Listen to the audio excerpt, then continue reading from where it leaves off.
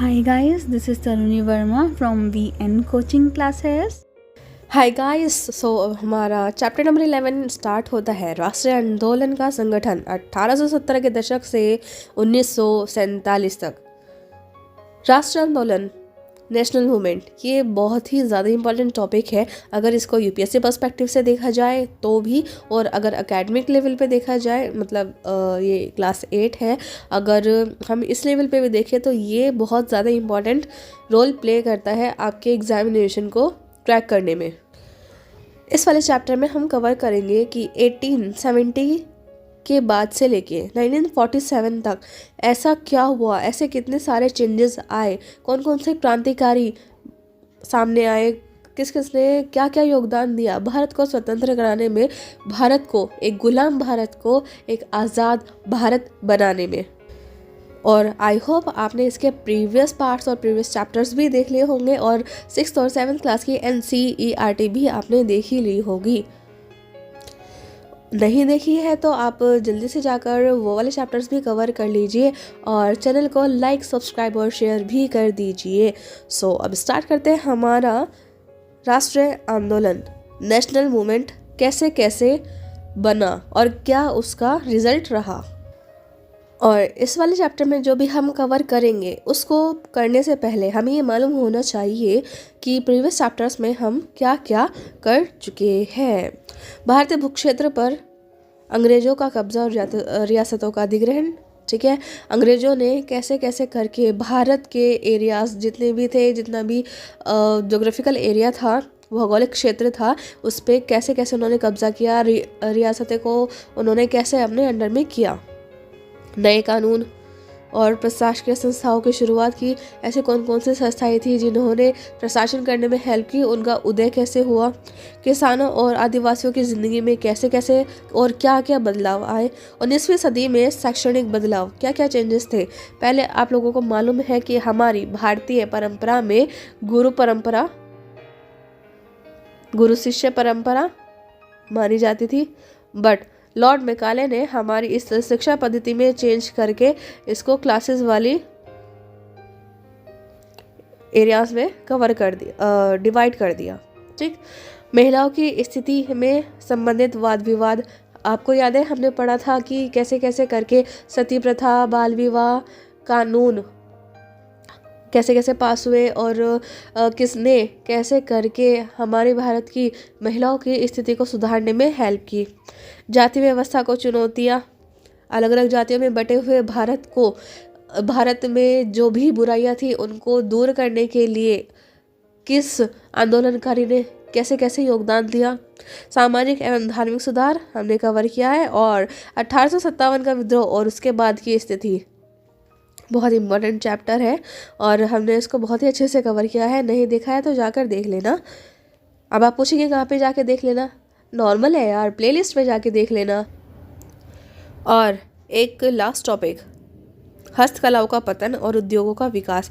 हस्तकलाओं, हमारे इंडिया में जो काम पहले हाथों से किया जाता था लोगों के द्वारा, उसका कैसे कैसे करके पतन हुआ और उद्योगों का विकास हुआ, कि अंग्रेज़ों ने हमारी भारतीय कलाओं को किस तरह से, या फिर हमारी जो भारतीय कला पद्धति थी उसको कैसे नष्ट किया और अपने उद्योग स्थापित किए, ठीक है। तो ये वाले वो टॉपिक्स थे जो हमने प्रीवियस चैप्टर्स में कवर किए। तो अब हम देखेंगे कि राष्ट्रीय आंदोलन कैसे हुआ। जी, सो गाइस, राष्ट्रवाद का उदय कैसे हुआ, कैसे लोगों के मन में भावना जगी कि जिस जगह पर हम रह रहे हैं वो एक राष्ट्र है, और उस राष्ट्र के लिए हमें लड़ना चाहिए। जो हमारे हक अंग्रेज़ों ने मार लिए हैं या फिर हमारे हक उन्होंने छीन लिए हैं, उनको हम अपने कैसे वापस लाएंगे। सो गाइस, इसमें बता रहे हैं कि उपरोक्त बदलावों ने लोगों को एक अहम सवाल के बारे में सोचने के लिए तो मजबूर कर दिया कि ये देश क्या है और किसके लिए है। इसका जवाब तो धीरे धीरे लोग समझने लगे। भारत का मतलब है यहाँ की जनता। भारत, यहाँ रहने वाले किसी भी वर्ग, रंग, जाति, पंथ, भाषा या जेंडर वाले तमाम लोगों का घर है। यह देश, इसके सारे संसाधन और इसकी सारी व्यवस्था उन्हीं सभी के लिए है। किसके लिए? यहाँ के जितने भी लोग हैं, चाहे वो किसी भी वर्ग के हो, चाहे किसी भी रंग के हो, किसी भी जाति, पंथ, भाषा या फिर जेंडर से रिलेट करते हो। इस जवाब के साथ ये एहसास भी सामने आया कि अंग्रेज भारत के संसाधनों व यहाँ के लोगों की जिंदगी पर कब्जा जमाए हुए हैं, और जब तक यह नियंत्रण खत्म नहीं होता, भारत यहाँ के लोगों का, भारतीयों का कभी नहीं हो सकता। ठीक है, तो ये वो भावनाएं थी, ये वो क्वेश्चन था जिससे राष्ट्रवाद का उदय होता है। कैसे लोगों को ये एहसास हुआ कि ये एक अखंड भारत है और ये हमारा है, जिसने हमारे हक छीने हैं, उसके खिलाफ हमें आवाज़ उठानी है, उन लोगों से लड़ना है। ठीक है, यह चेतना, कौन सी चेतना? राष्ट्रवाद की चेतना 1850 के बाद बने राजनीतिक संगठनों में तो साफ दिखाई देने लगी थी। 1870 और 1880 के दशकों में बने राजनीतिक संगठनों में यह चेतना और ज़्यादा गहरा चुकी थी। इसमें से ज़्यादातर संगठनों की बागडोर वकील आदि अंग्रेजी शिक्षित पेशेवरों के हाथ में थी, जैसे कि पूना सार्वजनिक सभा, इंडियन एसोसिएशन, मद्रास महाजन सभा, बॉम्बे रेजिडेंसी एसोसिएशन और भारतीय राष्ट्रीय कांग्रेस आदि इस तरह के प्रमुख संगठन थे। ठीक है, अब इनके नाम भी गौर करते हैं, जैसे कि पूना सार्वजनिक सभा। नाम को गौर से देखिए। सार्वजनिक का मतलब क्या होता है?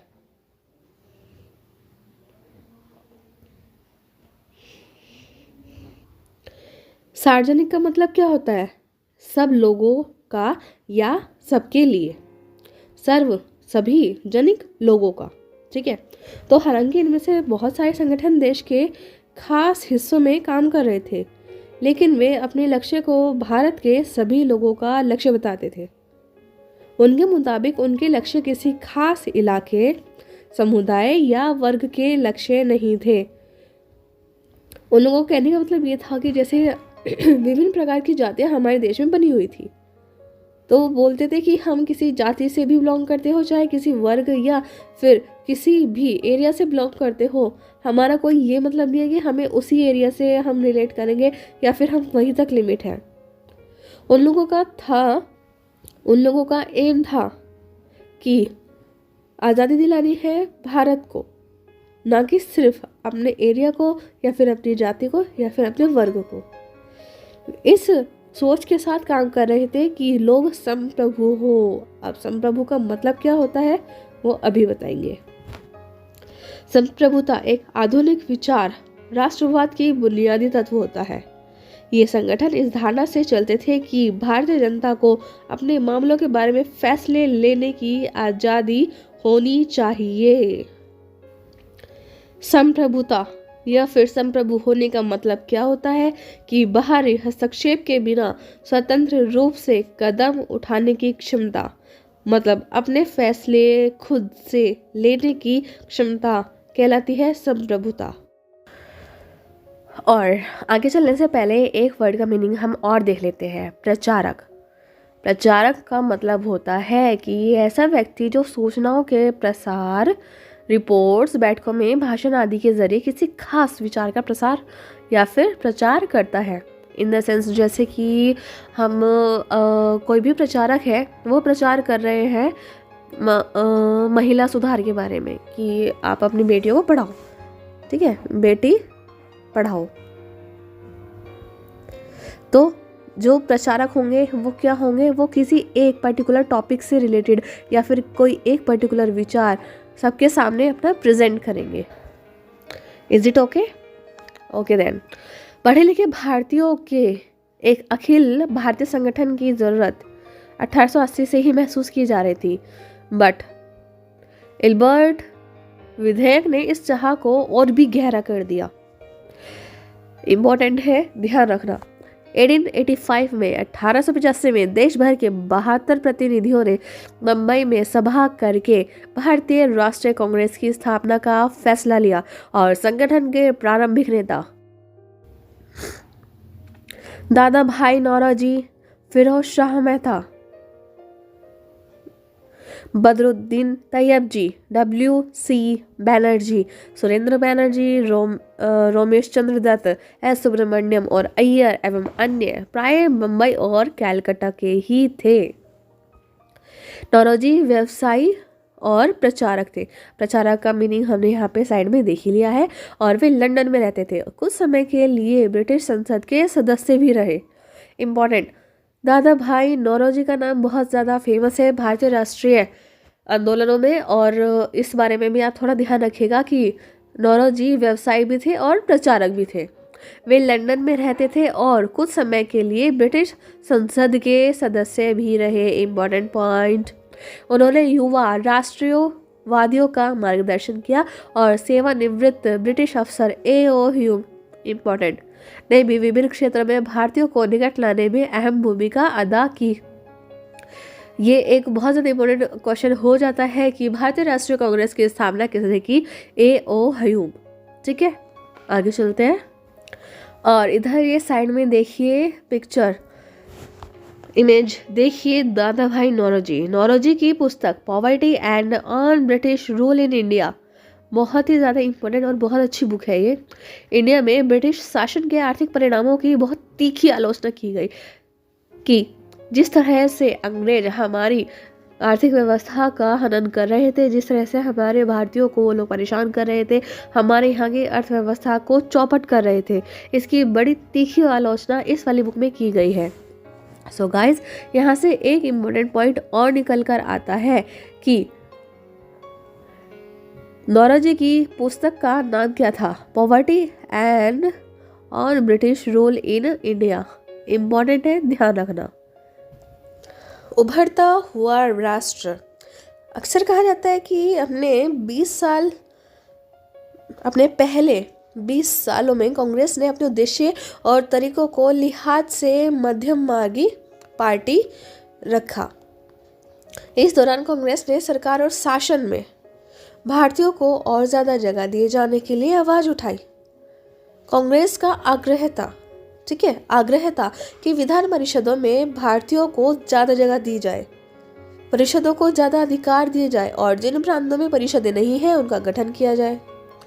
कांग्रेस चाहती थी कि सरकार में भारतीयों को भी ऊंचे पद दिए जाए और इस काम के लिए उन्होंने मांग की कि सिविल सेवा के लिए लंदन के साथ साथ भारत में भी परीक्षा आयोजित की जाए। यूपीएससी वाला समझ रहे हो ना, सिविल सर्विसेज की शुरुआत कैसे कैसे हुई इंडिया में। शासन व्यवस्था के भारतीयकरण की मांग नस्लवाद के खिलाफ चल रहे आंदोलन का एक हिस्सा थी, क्योंकि ज़्यादातर महत्वपूर्ण नौकरियां जो थी ना उस पर गोरे ही लोग थे और अंग्रेज मानते थे कि जो जिम्मेदारी वाले पद है उस पर अंग्रेज ही बैठे रहेंगे और वो ही संभालेंगे। बट जो अंग्रेज थे वो क्या करते थे, अपनी सैलरी का बहुत बड़ा पार्ट ब्रिटेन भेज देते थे और इससे होता ये था कि हमारी अर्थव्यवस्था का बहुत बड़ा हिस्सा ब्रिटेन चला जाता था।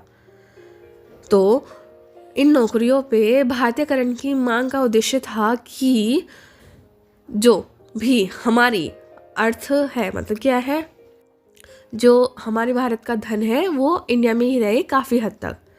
तो भारतीयों की मांग थी कि न्यायपालिका को कार्यपालिका से अलग किया जाए। अब ये न्यायपालिका और कार्यपालिका क्या होता है? न्यायपालिका जो न्याय करती है जैसे सुप्रीम कोर्ट, और कार्यपालिका जो काम करती है जैसे कि संसद। और इसी के साथ साथ आर्म्स एक्ट को निरस्त किया जाए, मतलब बिल्कुल ख़त्म किया जाए और अभिव्यक्ति व बोलने की स्वतंत्रता दी जाए, मतलब कोई भी व्यक्ति अपना पक्ष कहीं भी कभी भी रख सके, इस चीज़ की स्वतंत्रता दी जाए। शुरुआती सालों में तो कांग्रेस ने कई आर्थिक मुद्दे भी उठाए। उनका कहना था कि भारत में ब्रिटिश शासन की वजह से गरीबी और अकाल पड़ रहा है। क्यों? क्योंकि बढ़ते लगान के कारण काश्तकार और ज़मींदार, जो बहुत ज़्यादा छोटे लेवल पे लोग होते थे, छोटे लेवल इन द सेंस जिनकी इनकम कम होती थी, अनाजों के भारी निर्यात की वजह से खाद्य पदार्थों का अभाव पैदा हो गया। जो भी प्रोडक्शन हुई, मान लीजिए 100 यूनिट पैदा हुई, भाई 98 अगर आप बाहर भेज रहे हो तो हमारे इंडिया में सिर्फ 2 यूनिट बची, और 2 यूनिट को कौन कौन कंज्यूम कर लेगा, कौन कौन खा लेगा? तो बाहर निर्यात की वजह से अभाव पैदा हो रहा था खाने का। कांग्रेस की मांग थी कि लगान कम किया जाए, फौजी खर्चों में भी कटौती की जाए और सिंचाई के लिए ज़्यादा अनुदान दिए जाए, मतलब ज़्यादा दान दिए जाए। उसने नमक कर, उस टाइम में ना नमक पे भी कर लगाया जाता था। उसने नमक कर, विदेशों में भारतीय मजदूरों के साथ होने वाले बर्ताव तथा भारतीयों के कामों में दखल अंदाजी करने वाले उन वन प्रशासन की वजह से वनवासियों की बढ़ती मुसीबतों के बारे में भी बहुत सारे प्रस्ताव पारित किए। इससे पता लगता है कि पढ़े लिखे संपन्न वर्ग की संस्था होते हुए भी कांग्रेस केवल पेशेवर समूह, जमींदारों और उद्योगों के हक में ही नहीं बोल रही थी, बल्कि और जो कम पढ़े लिखे और काश्तकार वगैरह भी थे उनके भी हक में बोल रही थी। मध्यम मार्गीय नेता जनता को ब्रिटिश शासन के अन्यायपूर्ण चरित्र से अवगत कराना चाहते थे। उन्होंने अखबार निकाले, लेख लिखे और यह साबित करने का भी प्रयास किया कि ब्रिटिश शासन देश को आर्थिक तबाही की ओर ले जा रहे हैं। ठीक है, अखबार निकाले क्योंकि उस टाइम फोन तो होते नहीं थे, इंटरनेट तो अभी आया है सिर्फ कुछ टाइम पहले, और ये बात है काफ़ी सालों की, अप्रॉक्सीमेट 100 और 150 ईयर्स बैक।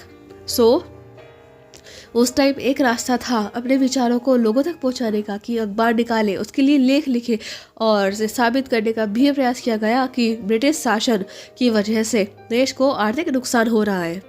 उन्होंने अपने भाषण में ब्रिटिश शासन की निंदा की और जनमत निर्माण के लिए देश के विभिन्न भागों में अपने प्रतिनिधि भी भेजे। लेकिन मध्यमार्गियों को ये भी लगता था कि अंग्रेज स्वतंत्रता व न्याय के आदर्शों का सम्मान करते हैं, इसलिए वे भारत की न्याय संगत मांगों को स्वीकार कर लेंगे। मतलब कि जो लोग सोचते थे कि हाँ भाई ब्रिटिशर्स में भी थोड़ा दिल दिमाग है, दिमाग तो खैर काफ़ी था कि अगर थोड़ा बहुत दिल भी है तो जो भारतीयों की न्याय संगत है, मतलब जिसको माना जाना चाहिए, ऐसी मांगों को ब्रिटिशर्स स्वीकार कर लेंगे, मान लेंगे। लिहाजा कांग्रेस का मानना था कि सरकार को भारतीयों की भावना से अवगत भी कराया जाना चाहिए। जैसे कि कुछ लोग ऐसे होते हैं ना कि मान लीजिए 2 लोग हैं, उनके बीच में अगर कोई भी गड़बड़ हो रही है तो क्या होगा, कई हद तक तो ये होता है कि भाई दोनों की अंडरस्टैंडिंग मैच नहीं कर रही है। तो कई मध्य मार्ग के नेता ये भी मानते थे कि सरकार को भारतीयों की भावना से अवगत कराना चाहिए, पर ये लोग जरा दूसरे टाइप के थे। ये लोग उस टाइप में से थे जिसको दूसरों को परेशान करने में मजा आता था। सो कांग्रेस अपने अपने लेवल पे, या फिर जो भी उसके नेता थे अपने अपने लेवल पे भारत की स्वतंत्रता में या फिर भारत को उठाने में अपना योगदान दे रहे थे। सो इसी के साथ हमारा ये वाला पार्ट भी कवर होता है। सो गाइज, आई होप आपने अब तक इसको लाइक, सब्सक्राइब और शेयर भी कर दिया होगा। नहीं किया है तो जल्दी जल्दी कीजिए ना, ताकि आपको और हमारे साथ ऐसे ही बना रहे। सो इसी के साथ गुड बाय, टेक केयर।